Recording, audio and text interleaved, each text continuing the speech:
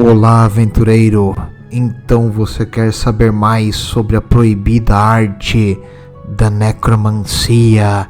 É melhor você manter a sua voz baixa, pois nunca se sabe quem está escutando. E se por acaso um caçador de bruxas sonhar que você está pesquisando sobre isso, você vai acabar tostado numa fogueira. Bem-vindo, meus amigos, a mais um episódio da lore do Warhammer Fantasy, ou Velho Mundo, como é chamado hoje. Então, meus amigos, você sabe que o Warhammer Fantasy tem um lugarzinho especial no meu coração, é muito bom, e tem alguns assuntos que a gente vai falar ainda aqui, e hoje vamos estudar mais sobre a terrível arte das trevas da necromancia. Você quer controlar a vida e a morte, invocar exércitos que vão lutar por você sem precisar comer ou dormir eternamente. Você está indo num caminho terrível que provavelmente vai te levar a muito sofrimento e a loucura, mas caso você não escute o meu aviso e queira continuar nesse caminho sem volta, bem-vindos a Necromancia 1.0, a primeira aula da magia sombria do Warhammer Fantasy. Meus amigos, por algum motivo no Warhammer Fantasy, 100% dos necromantes são humanos. Não existe nenhuma outra espécie no mundo do Warhammer que decidiu pesquisar e ir nessa área, a não ser o ser humano. E isso é bem interessante. Até vou falar um pouco sobre isso, porque que apenas humanos são necromantes. Não existe nenhuma outra facção que faz essa magia. Muito simples, porque todas as outras facções não são tapadas igual o ser humano. O ser humano tem uma mistura de ingenuidade, vontade de aprender e medo da morte, mas vive tempo suficiente para conseguir aprender essa desgraça, e ele acaba entrando nessa arte maligna por várias razões. E por que as outras facções do mundo não fazem isso aí? Vamos agora entrar num assunto místico: os ventos da magia.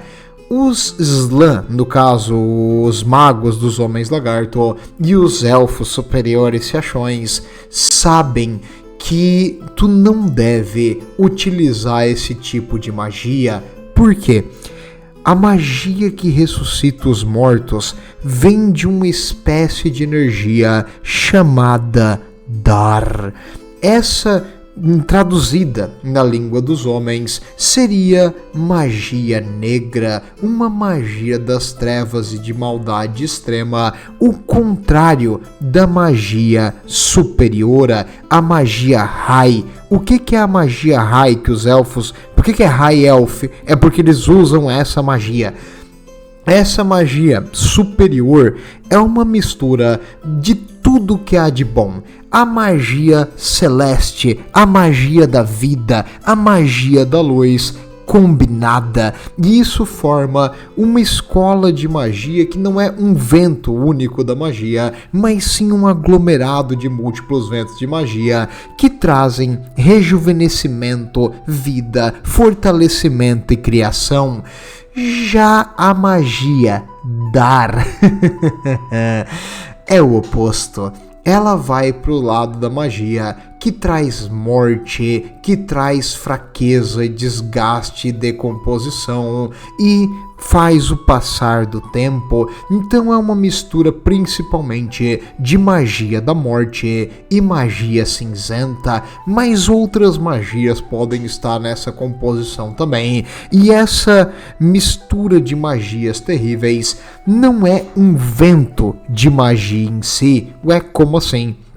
As outras magias fluem no mundo, por isso que os elfos chamam elas de ventos da magia, porque parece uma corrente de ar, tipo, ela vem e vai e ela está sempre em contínua mudança. A magia que os necromantes usam não está fluindo, ela está estagnada.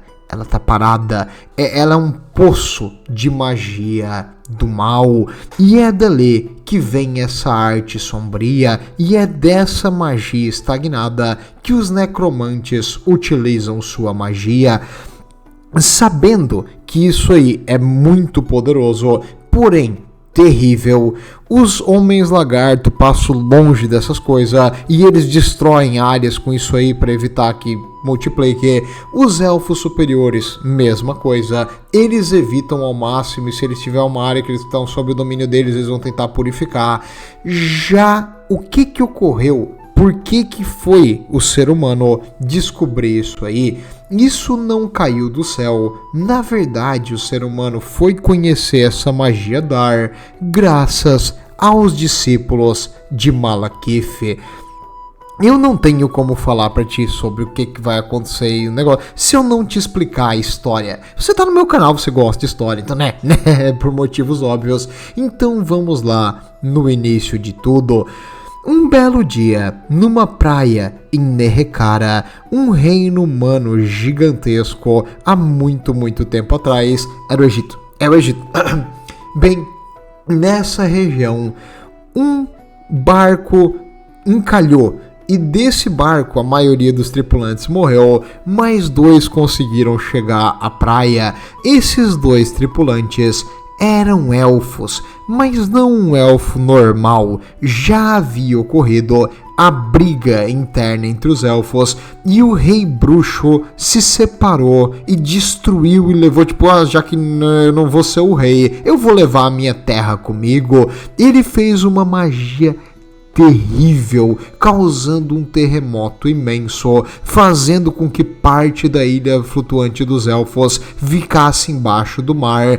E os maremotos só não destruíram tudo, porque tem montanhas ao redor da parte interna, mas ele destruiu muito da ilha, e ele arrancou as fortalezas flutuantes, que são hoje os Black Ark. Quando ele foi embora, eles viraram piratas. Os seus seguidores meio que seguiam as suas magias sombrias.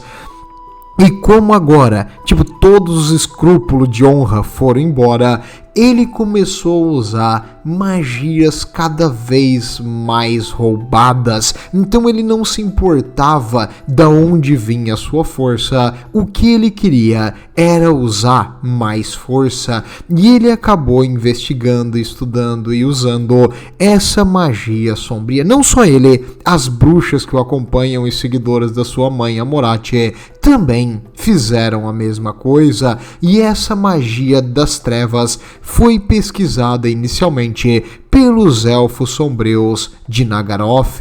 Então eles usam magia das trevas e eles são os elfos das trevas, entendeu? Faz todo sentido, né? Tudo se conecta.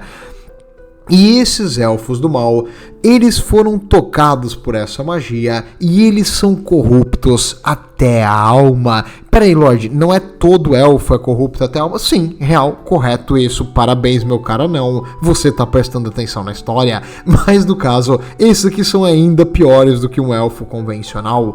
E ali, caindo em Nehekhara, esses elfos foram, gentilmente levados a um interrogatório por um senhor muito poderoso do culto mortuário. Esse senhor do culto mortuário era um cara chamado Negesh, e o Negesh ali, gentilmente pediu: por favor, com licença, senhor elfo, por favor, você poderia me ensinar o segredo da magia? Não, tô zoando, ele quebrou todos os dedos deles até o primeiro falar alguma coisa, só que ele fez isso antes de fazer a primeira pergunta.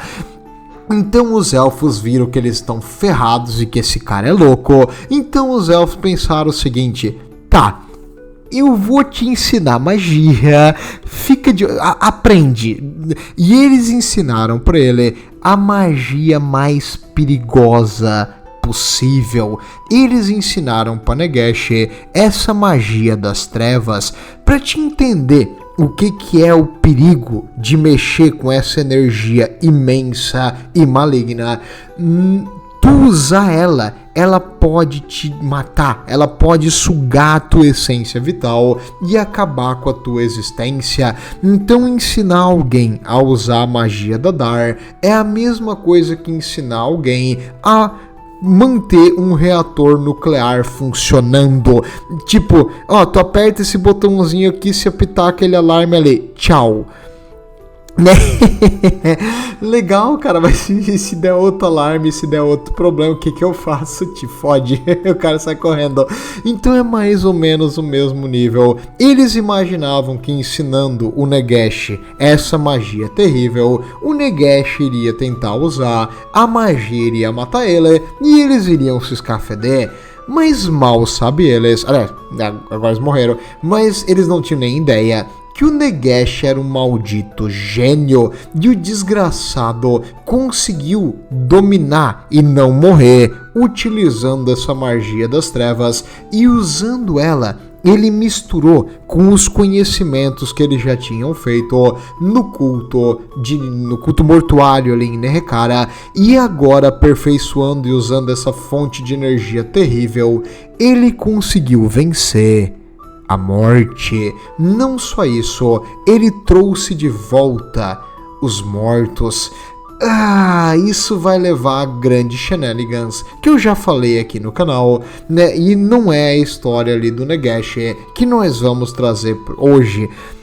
A única coisa é que os elfos ensinaram aos homens a usar essa magia das trevas, e botando nas mãos do Nagash, o Nagash fez um compêndio. Ele escreveu 9 livros sobre como utilizar essa magia do melhor jeito possível para trazer os mortos de volta, para conquistar a morte e para fortalecer e muito o corpo humano.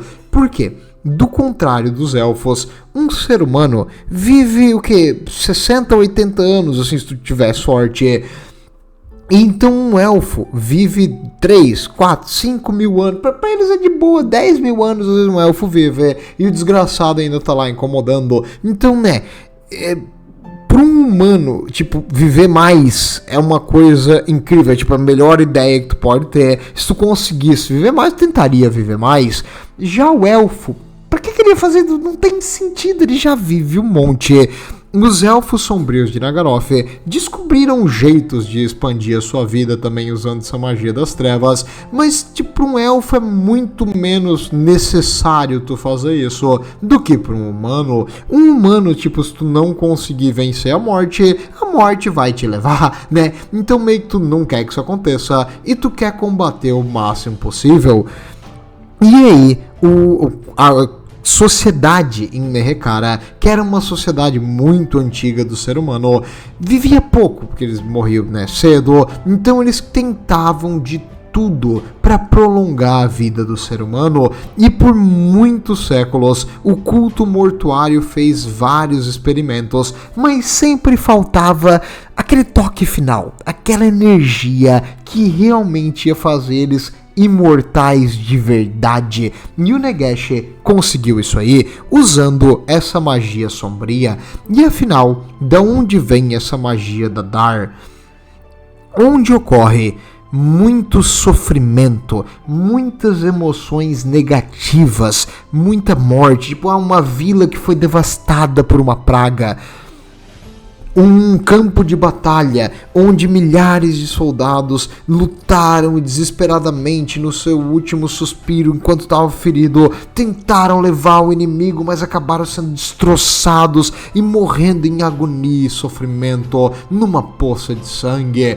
E esses lugares, um grande cemitério onde gerações e gerações vêm chorar e ficar triste pelos seus antepassados que já se foram.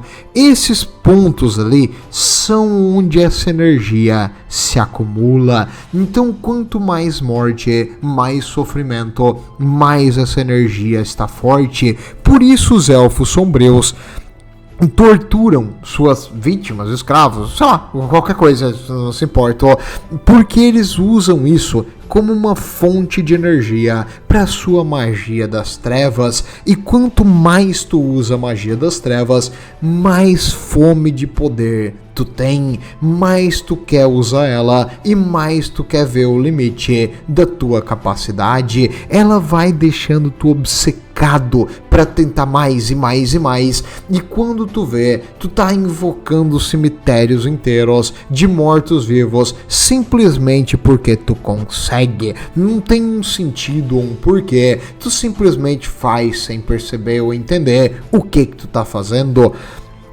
Assim como os mortais utilizam a magia Dar, a magia utiliza os mortais para se expandir, para causar mais devastação e para destruir. Lembrem-se sempre, magia é caos, e caos é muito difícil de tu controlar. Aliás, tu controlar o caos, boa sorte com isso. Mas em geral, essa magia estagnada da morte, como seria mais ou menos o caso que a gente poderia explicar desse jeito, é a fonte de energia principal da magia dos necromantes.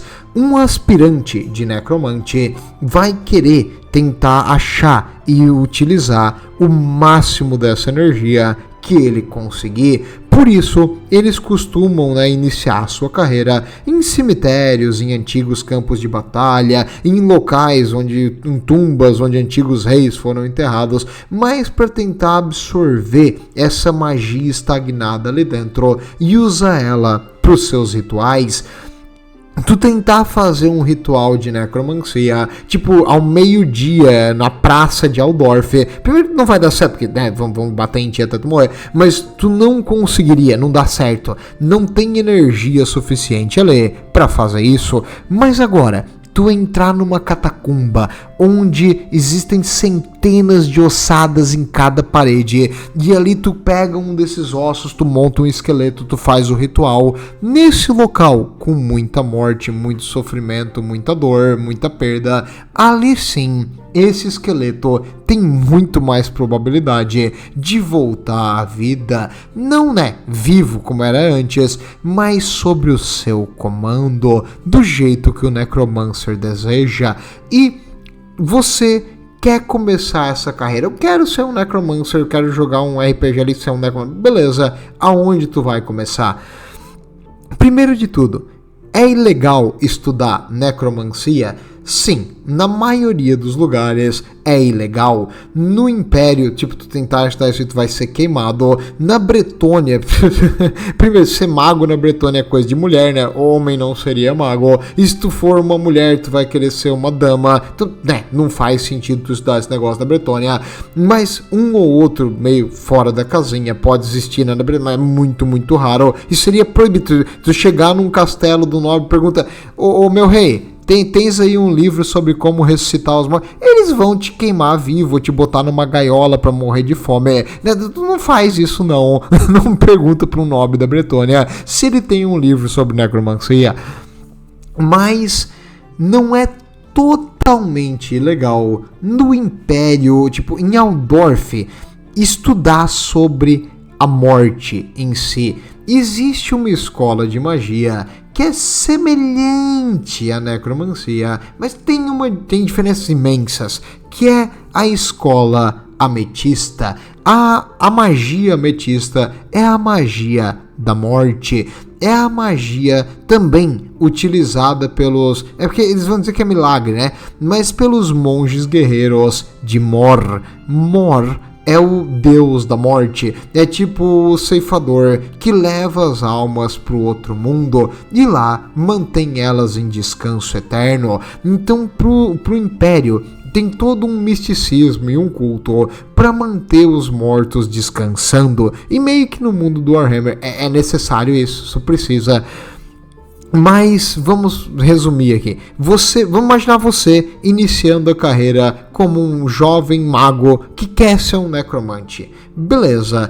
Primeira coisa que tu pode fazer de forma legal é tu entrar na escola de magia de Altdorf e estudar a magia ametista. A magia da morte tem semelhanças com a magia da necromancia, mas ela não é a mesma coisa. E se tu chamar um mago da morte de necromancia, ele primeiro vai te dar uma cajadada na cabeça e depois ele vai ficar umas 2-3 horas explicando pra ti porque que é bem diferente, não tem nada a ver uma coisa com a outra.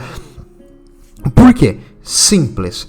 A magia da morte é uma coisa natural. A morte faz parte da vida.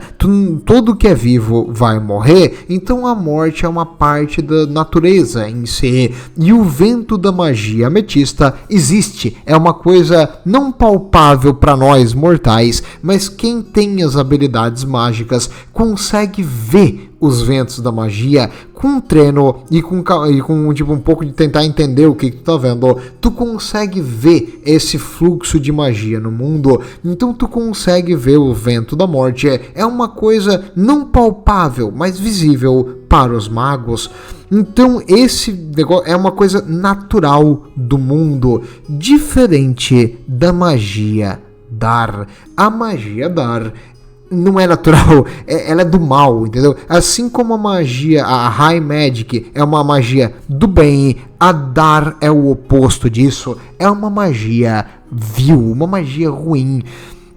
E que tu não enxerga ela do jeito que tu vê os outros ventos da magia. Se tu tem um grande conhecimento arcano, tu consegue ver isso e essa afinidade por magia. Mas no caso, como é que eles vêm a Dar? Como uma névoa densa, cinza, como se fosse fuligem, uma coisa ruim. Então, tipo, tu dá uma sensação péssima para quem tá olhando aquilo ali. Se tu for um mago e tu tem essa capacidade, então eles não utilizam a mesma energia.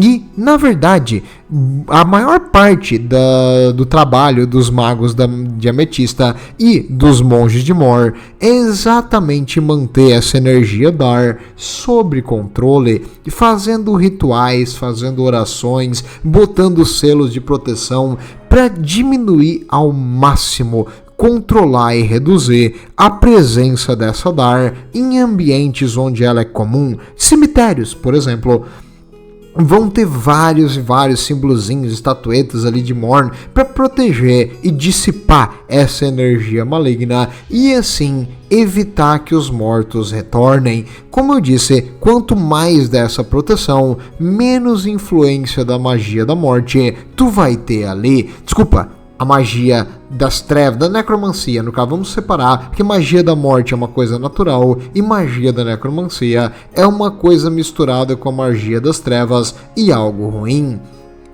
Mas beleza, você estudou o básico ali, o que tinha para aprender, e você aprendeu a dissipar magia das trevas. Não é isso que você quer usar a magia das trevas. Tem algum jeito legal de fazer isso? Tem, mas é reservado apenas aos maiores cargos da escola de magia e tu vai ter que ter uma grande desculpa pra, tipo, acessar as bibliotecas secretas, tipo, abrir, deixa eu pegar a chave ali rapidão, Grã-Mestre, e eu vou lá na ala proibida. Fazer o quê? O que tu vai fazer na ala proibida, cara? É proibida por uma razão, tu não pode ir lá. Então, lá dentro vai haver cópias dos livros de Nagash. A mais famosa das cópias do livro de Nagash é o Liber Mortis, o livro dos mortos. O livro dos mortos foi feito no ano do calendário imperial 1111, feita por um necromante chamado Van Hal, o Frederick Van Hal, o nome dele. Ele fez um compêndio dos livros de Nagash, o que ele tinha acesso pelo menos, e ele resumiu os 9. Então esse livro dele foi copiado e distribuído. O original tá trancado a 7 chaves embaixo de um templo imperial que tu não vai conseguir entrar. Desiste, o original tu não vai conseguir pegar, mas as cópias estão por aí. E as cópias, quando achadas, ou são queimadas ou são levadas para a escola de magia para ficar na ala proibida. Então, se tu conseguir acesso ao livro do Liber Mortis ou a pedaços dos livros de Nagash, não o original, muito difícil de conseguir o original, mas tu consegue cópias e traduções. Então, digamos, tem um nobre que coleciona artefatos mágicos. E nesses artefatos mágicos, tipo, ele tem umas páginas em avulso de livros de magia, porque ele achou bonitinho, que tem uns desenhinhos, tem umas caveirinhas, tem umas coisas assim. E ali tem uma página do livro de Nagash. Vale a pena tu tentar pegar isso aí, ou comprar dele, né? Boa sorte, deve ser caro pra caramba, mas se tu conseguir acesso a alguma leitura, tu poderia fazer isso de forma legal. Normalmente, lamento te informar, você é aspirante de Necromancer, mas você vai ter que fazer isso de forma ilegal, né? Você vai ter que quebrar a lei. Se você quiser pesquisar magia proibida, como você vai fazer isso? Você pode, algumas opções, procurar no mercado negro. Existem, né, no submundo do Império, vários bandidos, contrabandistas, pessoas que mercenários, etc, que talvez em uma das suas aventuras podem ter conseguido alguma coisa de um livro mágico maligno que eles não quiseram abrir, mas né, se tu quiser comprar baratinho aqui pra ti, apenas 400 peças de ouro. Artefatos mágicos valem um monte, então se tu for rico o suficiente, tu poderia comprar um livro desses no mercado, mas é um negócio também legal, né? Tipo, se bate ali os caçadores de bruxo, eles vão prender todo mundo e pra sempre, ou enforcar o pessoal em praça pública pra aprender a não mexer nessas coisas. Então, cuidado com isso. Tu também, né? Se for pego comprando desse aí, boa sorte pra ti. É bom tu correr bastante. Se tu é um necromante, tu é um maguinho não corre muito. Tu vai morrer. Mas no caso, se tu conseguir botar as tuas mãozinhas gananciosas num desses livros, tu vai poder iniciar. Se tu já tem um conhecimento básico de magia, vai ser mais fácil para ti. E aí tu vai aprender algumas coisas interessantes sobre como usar essa magia sombria para algumas coisas que podem ser úteis para ti. Tu pode usar elas, por exemplo, para banir um morto-vivo. Então, às vezes, os magos de ametista aprendem um pouco sobre essa arte da necromancia para proibir mortos, por exemplo, de passar em um local, fazer uma barreira mágica.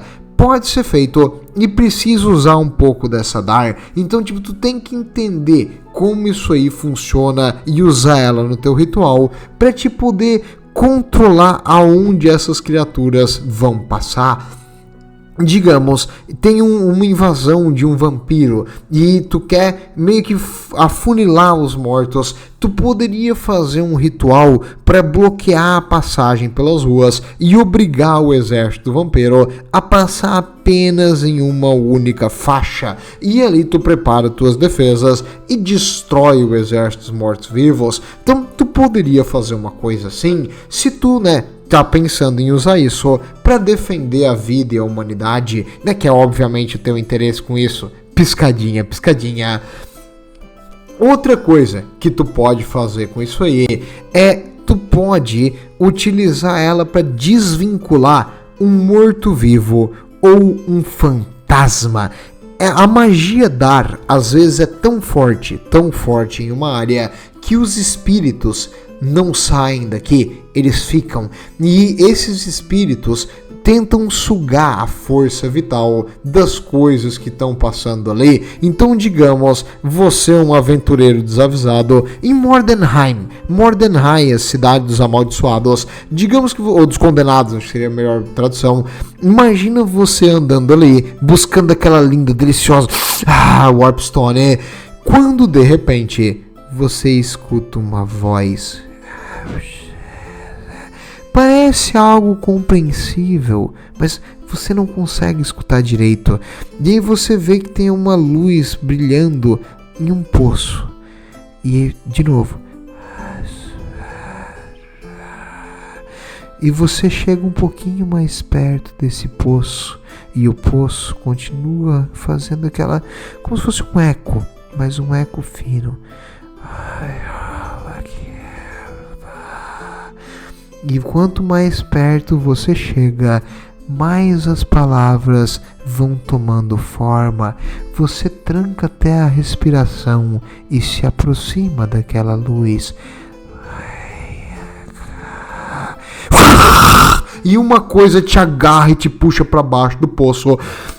É um espírito maligno ali, um fantasma. Você tenta enfincar sua espada na coisa, sua espada passa pelo ar, não tem nada ali, mas você sente um calafrio na espinha, uma coisa tipo um buraco onde tinha o seu coração, e você começa a ficar gelado, e o seu coração parece que tá parando, e parece que aquele negócio tá tipo sugando a tua energia, e quando tu vê, tu cai no poço e lá embaixo nunca mais é visto. É umas coisas que acontecem nas cidades amaldiçoadas. Não vai pra lá, só não vai pra lá, não vai, não faz essas coisas, cara. E é má, essa magia é má. E muitos necromantes buscando essa magia, depois que eles aprendem a parte inicial ali, a base de como usar ela, morrem nesses lugares. A maioria não sai de lá, tipo, né? Porque eles vão pra lá e a magia é mais forte que eles, ela suga a energia deles, eles não conseguem fazer nada de volta e eles morrem. Então, muitos necromantes se vão. Mas se tu aprender a banir esses espíritos, como eles são invulneráveis às armas convencionais, armas mágicas conseguem neutralizar a existência dessas coisas, mas tipo a tua espada, o teu arco e flecha vai passar direto, esse bicho não existe, não tem nada ali pra te acertar. E se tu tem algum jeito de ritual ou magia que consegue neutralizar esse bicho, ótimo. Perfeito, então é uma habilidade única e muito boa para um mago ametista, por exemplo, para neutralizar um espírito do mal, caso ele tá amaldiçoando uma vila ou um local que tu tem que neutralizar esse espírito maligno. Mas você não veio aqui neutralizar nada, você veio usar isso aí.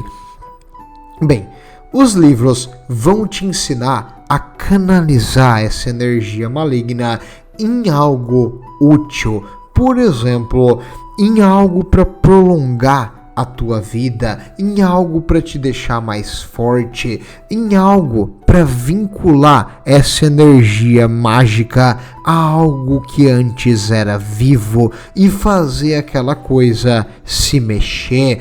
E quanto mais antigo o corpo da coisa morta, mais forte, mais fácil é essa vinculação. Então digamos que tu pega ali num cemitério um corpo recém-enterrado, você vai lá, cava a cova, tira o corpo, sai correndo e leva ele para o teu local de experimento. E lá tu faz um ritual para invocar e colocar a magia dentro desse corpo morto. Você faz a magia sombria, a magia consome uma certa energia sua ali na hora, mas depois deu, não te consome mais energia nenhuma e o corpo se mexe, está vivo, está vivo. Não está vivo, ele está morto, só que ele é um morto-vivo. Faz todo sentido na minha cabeça. E essa coisa agora levanta e você fala, fecha a porta. O zumbi levanta, olha pra porta, aí parece que ele vai mexer o braço, ele pega a cabeça e pum, e bate a cabeça na porta, e ele cai pra trás morto de novo, né? Então o zumbi meio que foi inútil. Sim, zumbis são extremamente incapazes de fazer quase que qualquer coisa e eles são usados pelos necromancers, mas como realmente um escudo de carne básico, porque né, enquanto a cabeça deles está grudada no corpo, eles vão lutar e continuar se mexendo sem sentir dor ou sem outra coisa, a não ser que a vinculação da magia deles tipo se vá, se ele sofrer muito dano ou se a cabeça dele for arrancada, ele vai continuar ali tipo tentando lutar contra o inimigo e eventualmente um zumbi vai morder alguém em um local importante, ou tipo, se tu amarrar uma faca na mão dele, talvez ele bata com o braço, se tu der sorte. Mas não espere muito zumbi. Já se tu invocar um esqueleto, aí é outra coisa, algo já morto há muito tempo, tu consegue, vai precisar de mais magia, bem mais magia, não esse absurdo de tipo te exaustar, mas tu vai conseguir usar um pouco mais de magia, porque o zumbi, um corpo recém-morto, ele ainda tem músculo, então a tua magia fazendo o músculo dele mexer, o músculo serve como uma corda que mantém ele firme. Quando tu só tem o esqueleto, a tua magia vai ter que vincular o esqueleto no lugar. Então tu vai precisar de mais magia e uma capacidade maior de vincular isso aí. Mas tu fazer de forma correta, tu vai ter um servo muito mais eficiente, algo capaz de movimentos mais refinados e mais rápidos do que um maldito zumbi. Então os esqueletos são muito mais valorizados e os corpos antigos, digamos, de antigos campos de batalha ou reis enterrados de uma época antes do Império, é algo que tipo seria o troféu para um Necromancer. Mas além de ressuscitar os mortos, o Necromancer também precisa se manter quieto, porque se ele aparece muito, digamos tu vai num vilarejo e tu diz onde é que fica, com uma pá e uma capa assim toda escura, e diz, cara, onde é que fica o cemitério de vocês, eu vou ali pegar uma coisinha. O vilarejo vai se unir, pegar qualquer tipo de ferramenta e te bater até morrer. Como tu é um mago, tu tem tipo 4 pontos de vida, tu vai morrer. Não sai dessa, tu não vai conseguir resistir a nada. Mas, né, o que tu deve fazer? Tu deve ir no subterfúgio, tu deve ir à noite, tu deve, tipo, de dia tá a paisana e só usar a tua roupa ali de magia quando tu realmente tá fazendo a magia. Tu não vai sair por aí parecendo um mago. Naturalmente, as pessoas já têm um certo preconceito e medo de mago, então quando eles veem um mago, tipo, no cemitério cavando, cara, tu vai ser queimado numa fogueira por bruxaria, eles vão te chamar de bruxo. Tu tem que ser um mago autorizado de verdade ali no Império. Geralmente anda com uma escolta, anda com tipo no mínimo um guarda-costa. Ele tem tipo relato ali da escola oficial, todo o trabalho que ele veio fazer. E quando ele vem, ele já se anuncia: eu sou o mago tal, de tal lugar, eu vim aqui porque eu tenho que pesquisar uma erva específica que pode trazer a cura para uma determinada doença. Beleza, o pessoal ainda não confia muito nele, mas ele vem em assunto oficial, ele tem a cartinha que tá tudo bem pelo imperador, ele tem ali uns 2, 3 guarda-costas que impede do vilarejo pegar uns pedaços de pau e bater nele. Então faz sentido, o cara parece oficial, parece legítimo. Então beleza, esse aí passa. Mas você, né, que tá sozinho, querendo explorar esses mistérios, muito cuidado, porque pode não rolar muito bem pra ti. E claro, se você quer um jeito mais fácil e rápido de conseguir acesso ao conhecimento, à proteção e o tempo necessário para fazer o que você quiser e estudar a magia da morte, o melhor jeito é procurar um mestre. Um mestre? Sim. A maior parte dos necromantes no mundo obedece um senhor. Outro necromante? Às vezes sim, às vezes um necromante veterano pode recrutar um necromante tipo novato. É raro isso acontecer, mas ele pode ter um aprendiz, digamos. Difícil, muito difícil. Ou às vezes um aprendiz pode procurar voluntariamente um necromante mais experiente e oferecer os seus serviços para ele. Como eu disse, isso é raríssimo, porque normalmente, né, o cara que procura isso aqui já é um cara que não é muito sociável e não gosta muito de gente, né?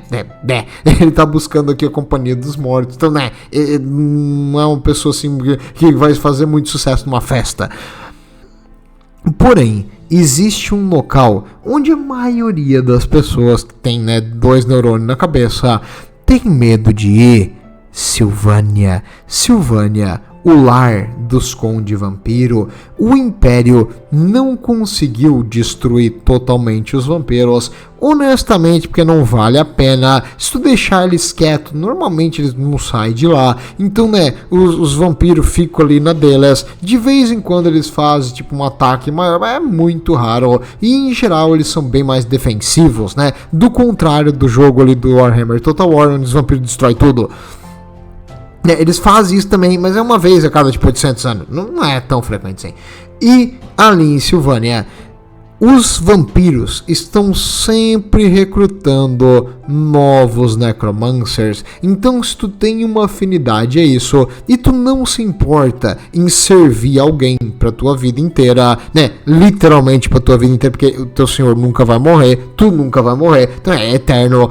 mas tu não se importa nessa servitude eterna, tu poderia procurar um vampiro, oferecer o teu serviço para ela e ele vai te liberar acesso às suas vastas bibliotecas, a uma quantidade de corpos para pesquisar e estudar à vontade, né? Porque o que não falta em Silvânia é gente morta, então fica à vontade, meu amigo, para estudar o que tu quiser. E o que isso vai te custar?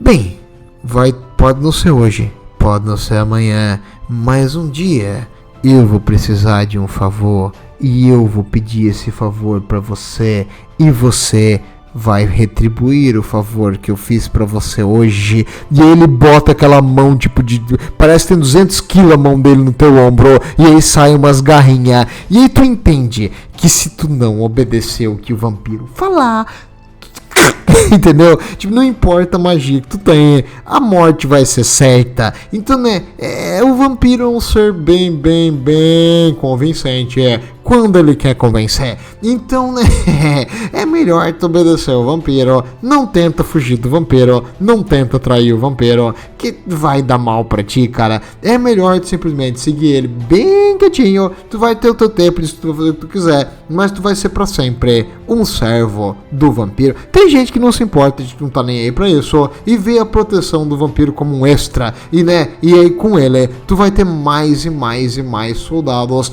pra fazer o teu objetivo final. Afinal, qual é o objetivo final de todo Necromancer? Depende muito. A maioria deles fica insana e não quer nada, só quer mais magia. Por exemplo, existe um conde na Bretônia, em Mucilon, depois, de um shenanigan com um grau falso, que eu também já contei a história aqui no canal, mas ocorreu uma invasão ali de um vampiro, deu tudo errado, ó. Mas no fim, a Bretônia venceu, infelizmente, e a região onde hoje se chama Mucilon ficou infestada dessa magia da morte, e nesse lugar cheio de magia de dar, até hoje, um local tipo sem um senhor feudal na Bretônia. Ninguém quer ir pra lá.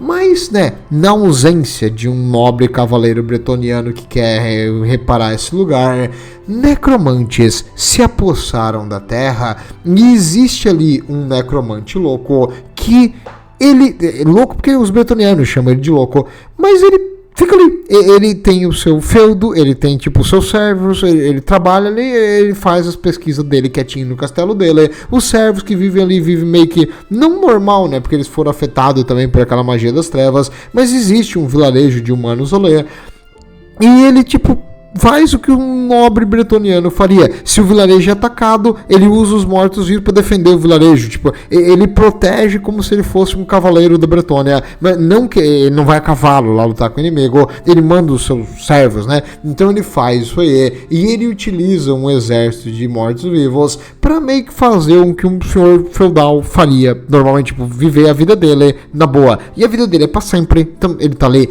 Os bretonianos já tentaram eliminar ele, já teve alguns conflitos ali com os vizinhos, mas nada maior, apenas conflitos territoriais pequenos, e ele consegue se manter embaixo do radar, simplesmente porque ele é uma ameaça pequena comparado a outras coisas, e ele fica ali na dele, tipo, defensivo. Existe isso no Warhammer Fantasy, em Mucilon.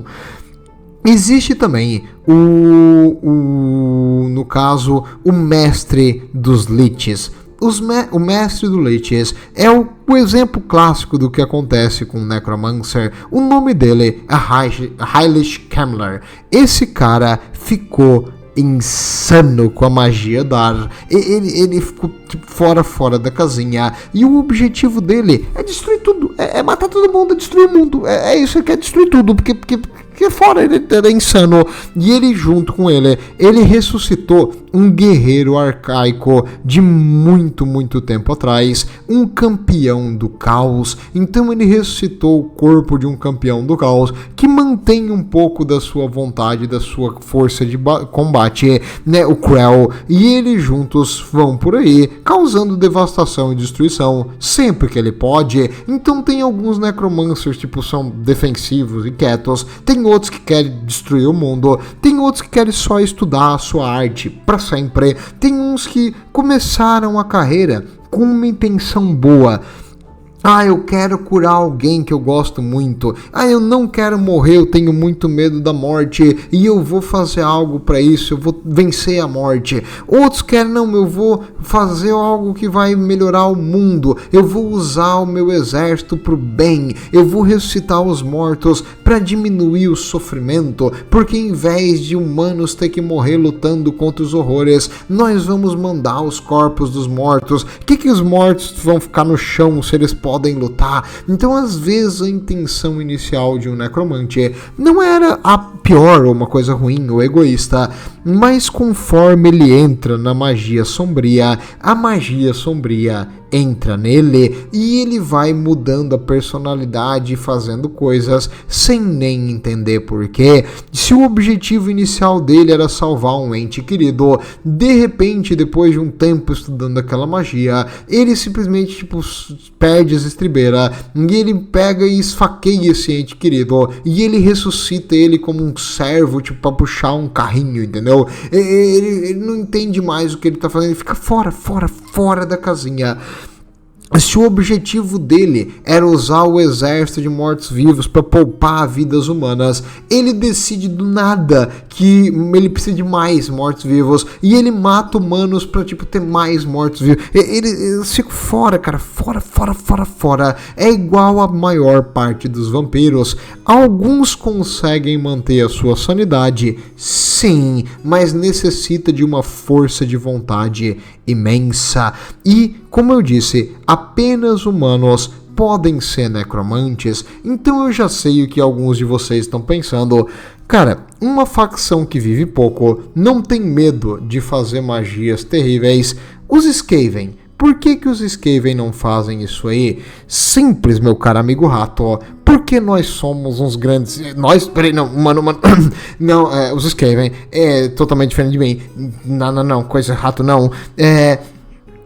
Os Skavens têm medo. Eles se cagam de medo dessa magia. E eles não querem isso aí, mas nem de perto. Se tem coisas aterrorizantes e assustadoras, meio que o nobre rato não é a espécie mais adequada para controlar isso aí. Então, espero que você tenha entendido mais sobre como funciona a necromancia. Para ressuscitar os corpos, é necessário usar magia e, preferencialmente, num local repleto dessa magia das trevas chamado Dar, que não é um vento da magia necessariamente, é uma magia estagnada. Essa magia pode ser dissipada por várias formas, mas quando ela é concentrada, ela pode ser usada desde a reanimação dos mortos, quanto também para fortalecer muito o usuário. O usuário pode ficar eterno e ter uma regeneração e uma resistência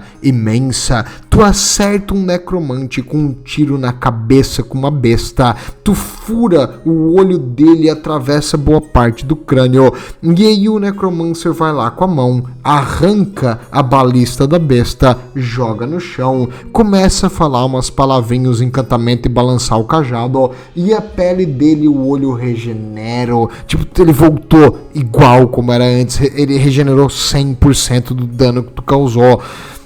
E quando, o necromancer parece um velhinho raquítico e fraco, e aí tu vai lá com o teu machadão, vai lá e dá uma batida nele, ele segura o teu machadão com uma mão, e ele te dá uma paulada com a outra, que quebra ele quebra todos os teus ossos do crânio, uma porrada. Ele tem uma força e um vigor imenso, então não surpreenda com a capacidade de combate de um necromante. Claro, ele ainda é um mago, né? Não é o bicho, mas ele é muito mais forte do que ele aparenta. E para um ser humano normal, um soldado ali, um espadachim, cara, o necromancer vai dizimar o espadachim como se fosse nada. Tu vai precisar de um herói, alguém muito, muito forte acima da média, preferencialmente equipado com alguma armadura mágica e algum selo de proteção contra magia. Por quê? Caso, digamos, alguém fora da curva duele contra um necromante, a magia sombria da necromancia pode ser usada para matar o adversário, simplesmente para tirar a vida dele. Morreu, pronto, acabou, o cara cai no chão. Ele também, cara, isso exige muita magia, e aí o Necromancer não vai poder fazer isso direto, mas ele também pode usar a magia dele pra te enfraquecer. Tu sente como se, tipo, o peso de... Tu tem 80 anos e fraqueza imensa.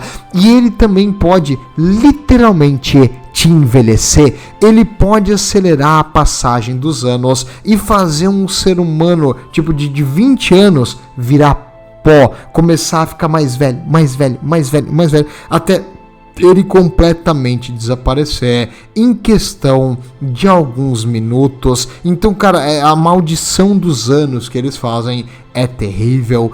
A necromancia, com certeza, é uma das mais potentes linhas de magia que existe no Warhammer, mas tu não se importar em contaminar eternamente a tua alma e a tua mente. Para todos os monges de Mor que, né, protegem os mortos de ser ressuscitados e, tipo, de ser usados por esses mortos-vivos, isso aqui é a maior blasfêmia que existe, e heresia completa. Os caçadores de bruxa estão sempre à procura de qualquer sinal disso aqui para eliminar antes que o mal cresça, e o Liber Mortis, que resumiu os livros de Nagash, já causou mais de um ritual profano e destruição de vilarejo no Império.